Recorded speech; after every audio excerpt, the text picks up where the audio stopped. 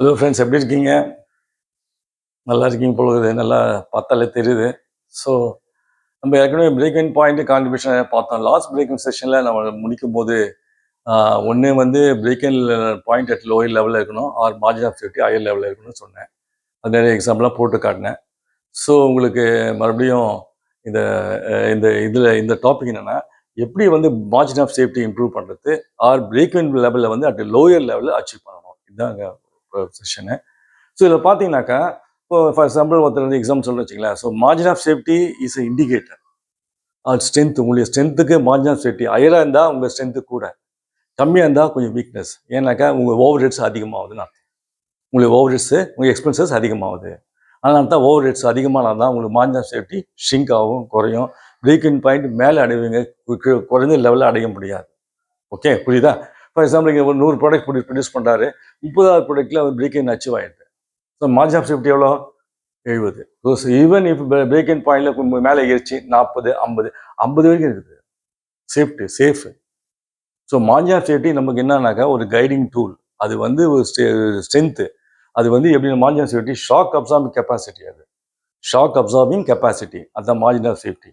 அதில் வந்து valuable guide. அது வேல்யூபிள் கைடு உங்களுடைய ஆப்ரேட்டிங் ஸ்ட்ரென்த்தை வந்து ஜட்ஜ் பண்ணக்கூடிய, நியாயம் தீர்க்கக்கூடிய ஒரு வகையான ஒரு tool. Okay, very important. So bankers என்ன பண்ணுவாங்க, மார்ஜின் ஆஃப் சேஃப்டி, இது வந்து எக்ஸாம்பிள் சொன்னேன். மார்ஜின் ஆஃப் சேஃப்டி பார்த்தீங்கன்னா நார்மலி 25க்கு மேலே தான் எதிர்பார்ப்பாங்க பேங்கர்ஸ்.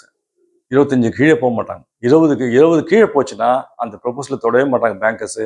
தூக்கி எடுத்து வச்சுருவாங்க. ஏன்னாக்கா இல்லை சம்திங் ராங், பேசிக்கலி ரொம்ப ரிஸ்க்கு. அது 20 கீழே போச்சுன்னா எல்லாம் நஷ்டமாயிடும்.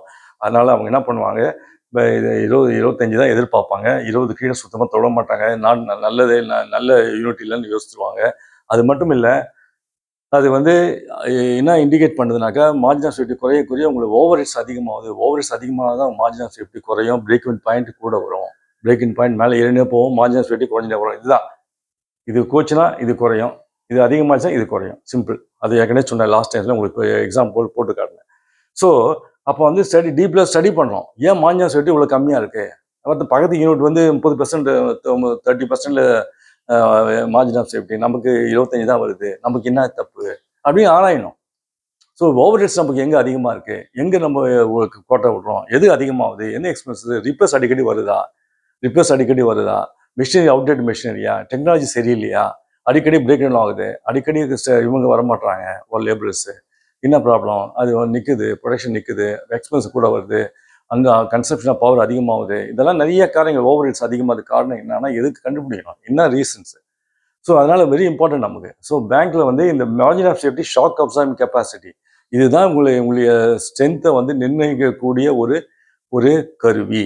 இதுதான் உங்களுக்கு. நீங்கள் மார்ஜின் ஆஃப் சேஃப்டி குறைய குறைய உங்களுக்கு கஷ்டம். ஏதோ something wrong, basically overheads அதிகமாகுது, எக்ஸ்பெண்டிச்சர் அதிகமாகுது, என்ன காரணம் அப்படின்னு நீங்கள் கண்டுபிடிக்கணும்.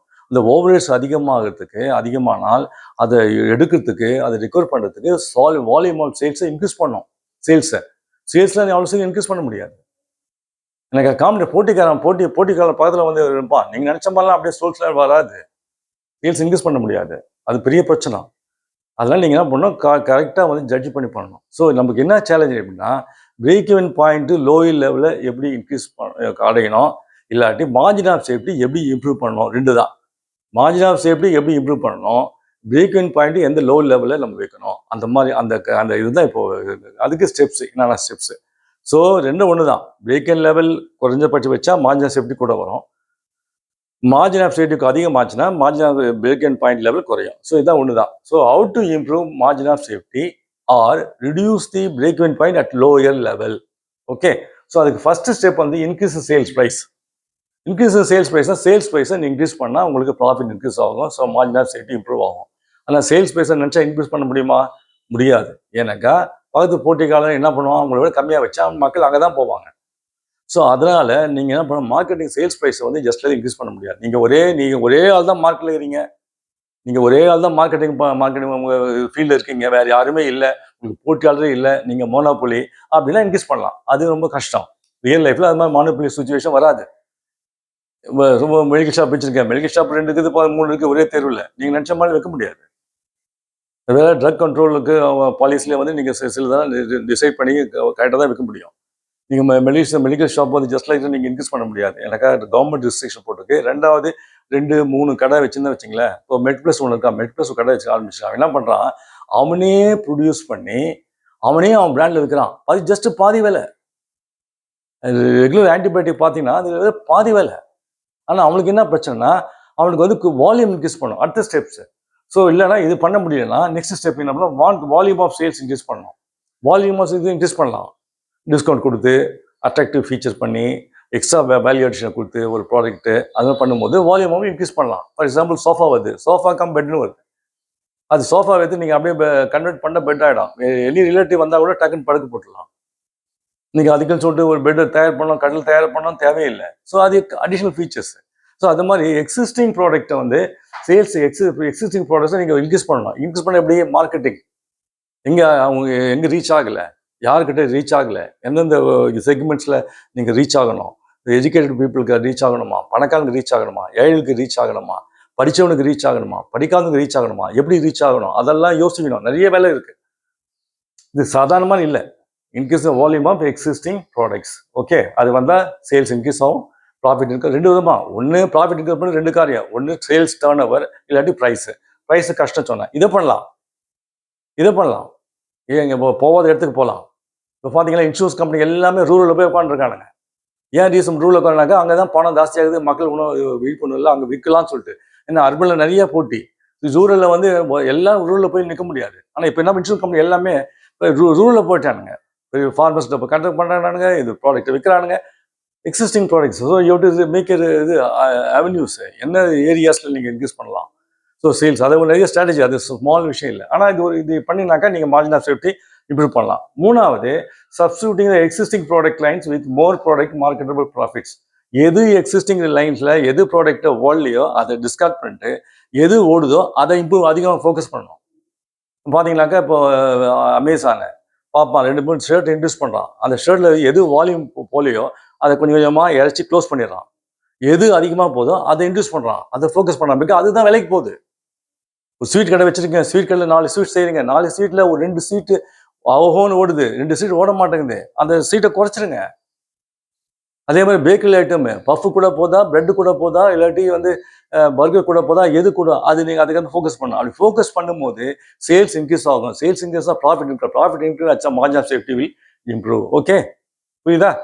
ஸோ 3வது வந்து பார்த்தீங்கன்னாக்கா substituting existing product lines with more marketable more profitable ப்ராடக்ட்ஸை யூஸ் பண்ணணும், கற்றுக்கணும்,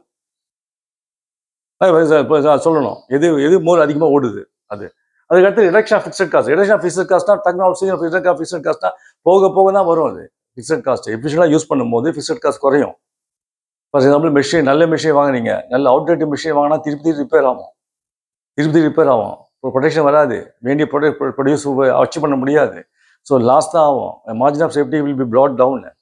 ஃபிக்ஸட் காஸ்ட்டு அப்போ efficient machinery, efficient building, efficient எக்யூப்மெண்ட்ஸ்லாம் நீங்கள் கரெக்டாக வாங்கி சரியாக பண்ணும்போது fixed cost will be reduced. இல்லாட்டி ஒரு மிஷினரி வாங்கினீங்க, அவுட்டேட் மிஷினரி வாங்கினீங்க, அவுட்டேட் டெக்னாலஜி வாங்கியிருக்கீங்க, திருப்பி ரிப்பேர் ஆச்சுன்னா ஃபினிஷ்டு.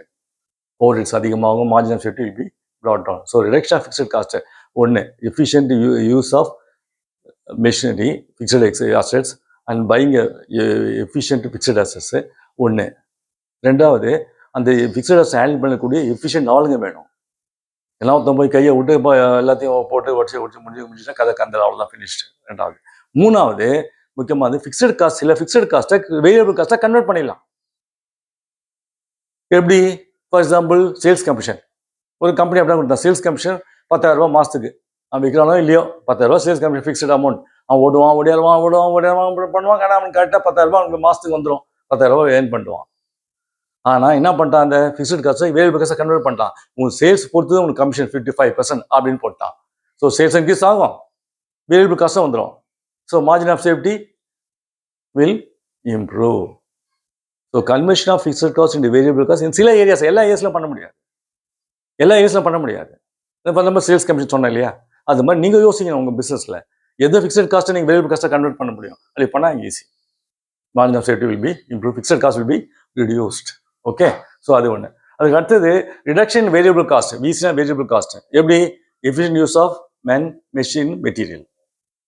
நான் என்ன சொன்னேன், இன்வென்டரி மேனேஜ்மெண்ட் சரியாக சொல்லியிருக்கேன், நிறைய சொல்லியிருக்கேன். எப்படி நல்ல efficient use of machinery plant, நல்ல மிஷினரி, நல்ல அவுடேட்டட் மிஷினரி வாங்கக்கூடாது. நல்ல டெக்னாலஜியோட அப்டேட்டட் டெக்னாலஜியோட மிஷினரி வாங்கணும். நீங்கள் ஏதாவது ஒன்று செகண்ட் ஹேண்டாக வாங்கிட்டு போட்டு விட்டுன்னு இருந்தீங்கன்னா அதோட ஃபினிஷ்டு. அதே மாதிரி மெட்டீரியல்ஸு, ஸ்டோர்ஸு சரியாக யூஸ் பண்ணணும். மெட்டீரியலை வந்து அப்படியே போய் நஷ்டமாகிறது, நிறைய வாங்கி போடுறது, தேவையில்லாத அதே மாதிரி தள்ளி ஆர்டர் கொடுக்குறது, சரியாக மேனேஜ்மெண்ட் இல்லை, கரெக்டாக ப்ரொடக்ஷன் ஷெட்யூல் போடும்போது கரெக்டாக ப்ரொடக்ஷன் ஆகும் போது மெட்டீரியல் தீர்ந்து போயிடும். மெட்டீரியல் மேனேஜ்மெண்ட் தப்பு, அங்கேயே தப்பு, சரியாக கவனிக்கல, லீட் டைம் சரியாக கவனிக்கல, இந்த நிறைய காரியங்கள் இருக்குது. மிஷின் நீங்கள் இன்னொரு மேனேஜ்மெண்ட் பார்த்தீங்கன்னா நிறைய சொல்லியிருக்கேன் அதை பற்றி. எல்லாம் பார்த்தா உங்களுக்கு ஈஸியாக இருக்கும். பார்த்தீங்கன்னா புரியுது. ஸோ அதனால் ரிடக்ஷன் இந்த 5 ஸ்டெப்ஸ், இந்த 5 ஸ்டெப்ஸ் ஃபாலோ பண்ணிங்கன்னா இந்த margin of safety will be improved. புரியுதா உங்களுக்கு? So increase in sales price, increase the volume of sales of existing products. இன்னொரு ப்ராடக்ட்ஸில் எது வந்து வால்யூம் இன்க்ரீஸ் பண்ணலாம், இதை இன்க்ரீஸ் பண்ணலாம், இதை இன்க்ரீஸ் பண்ணலாம். ரெண்டுமே இன்க்ரீஸ் பண்ணால் வெல் அண்ட் குட். ஆனால் முடியுமான்னு தெரியல, கஷ்டம். நீங்கள் தான் யோசிக்கணும். 3வது சப்ஸ்டியூட், எது ப்ராடக்ட் லைன்ஸ் சரியாக ப்ராஃபிட் வரலையோ அதை கம்மிப்படுத்திட்டு எதில் விற்றா எது ப்ரொடியூஸ் பண்ணால் அதிகமாக லாபமோ அதை நீங்கள் ப்ரொடியூஸ் பண்ணலாம். ஒரு பேக்கரி நடத்துறீங்க, பஃபா, பர்கரா, இல்லாட்டி பிரெட்டா, எது அதிகமாக அதை ஃபோக்கஸ் பண்ணுங்க. எக்ஸாம்பிள் சொல்கிறேன். அதே மாதிரி ரிடக்ஷன் ஆஃப் ஃபிக்ஸட் காஸ்ட்னா இப்போ efficient machinery, efficient fixed cost வாங்கணும் ஒன்று. 2வது அதில் ஆட் பண்ணக்கூடிய சரியான ஆட்கள் தேவைப்படுது 2வது. 3வது சில எக்ஸ்பென்சஸை வந்து ஃபிக்ஸட் எக்ஸ்பென்ஸை நீங்கள் வேரியபிள் காஸ்ட்டாக கன்வெர்ட் பண்ணிட்டா அது உங்களுக்கு லாபம். For example sales commission.